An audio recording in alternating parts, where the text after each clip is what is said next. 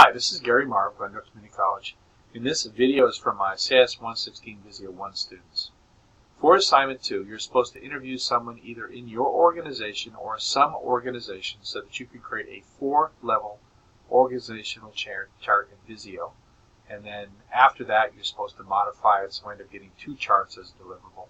I know that some of you don't work for an organization or may have difficulty finding someone to interview for this. So I decided to make myself available and talk about my organization, which you can use for your assignment. GCC is organized like a lot of community colleges, and like all the community colleges in Maricopa County. We have a president, and the president is in charge of all the operations on this campus, and she reports to the chancellor of the Maricopa Community College system, Maria Harper Marinek.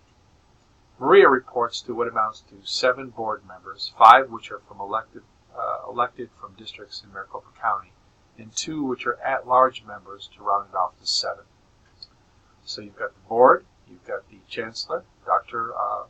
Harper Marinek, you have my president, Dr. Teresa Leyva Ruiz, and then she has underneath her 3 vice presidents. One which is in charge of academic affairs, and this is the organization I report to. This is all of the academics, everything from adjuncts to full-time people, so any of the resources that are involved with teaching and learning. There's also a vice president of administrative services, which is largely the operational aspects of the college, the finances, the building and grounds, everything from the phone bill to pretty much making repairs on something that's broken. Another vice president is the vice president of student affairs. Now, the vice president of student affairs is involved with everything from the enrollment center, advisement, financial aid, to student complaints and grievances. Now, the president also has a couple of the direct reports, which are not technically vice presidents, but deans. One is a dean of marketing, and one is a dean of research and planning. So she has all told 5 reports, 3 of which are vice presidents and 2 of which are deans. Now, moving over to my organization. And I wouldn't worry about the other 2 organizations, either student affairs or administrative services, but only academic affairs. That's the one I'm most interested in. This chart doesn't have to be that complicated. It shouldn't be a busy work exercise. It's just something you can complete from start to finish. So, carrying from the board down to president, down to vice president of academic affairs. The vice president of academic affairs has under him 4 deans. One of the deans is responsible for the occupational programs. CTE programs are also called career technical education. These are the 2 degrees which essentially put the students on the workforce. There's also a dean in charge of academic programs, which essentially transfer degrees for those students who move on to NDU, ASU, U of A, GCU, etc. There's another dean which is responsible for the Center for Teaching and Learning, which is essentially an organization to assist faculty and staff to facilitate the efficient and effective use of learning materials, technology, etc.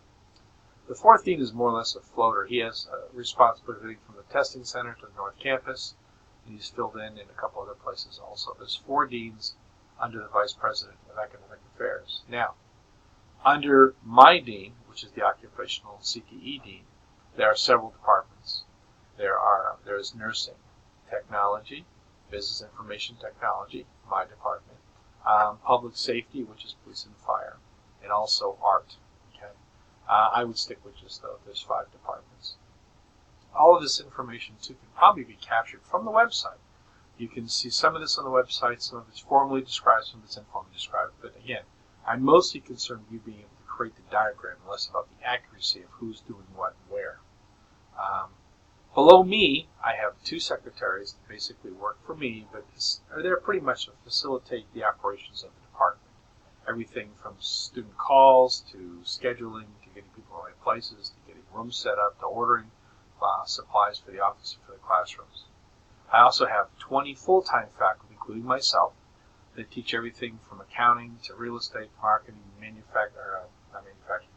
management, general business, etc. And then below, and then those people constitute the full-time faculty. And there's also adjunct faculty.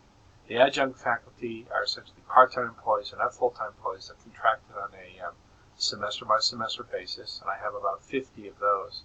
So on your chart, you could probably show me having a line down full-time faculty, 20 positions, staff, 2 positions, and then student and adjunct faculty, approximately 50 positions. So again, president reports to the chancellor, who reports to the governing board. Okay, we have one chancellor, we have one governing board. Now, below the president, we have several vice presidents. This could be different from campus to campus, but we're talking about GCC.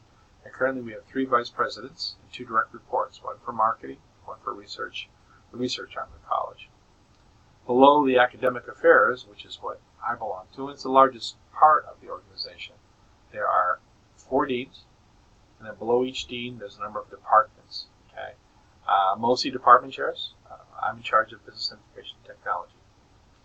Below me, I have a couple secretaries that are part of my staff, and they really work for all of us in the department, but directly report to me. And I have 20 full-time faculty, and I have about 50 adjuncts. Now, hopefully this will help. If you have any questions, you can always look at the GCC website, www.gccaz.edu. You can call me. You can send me an email with clarifying questions. I'd be more than happy to help you out.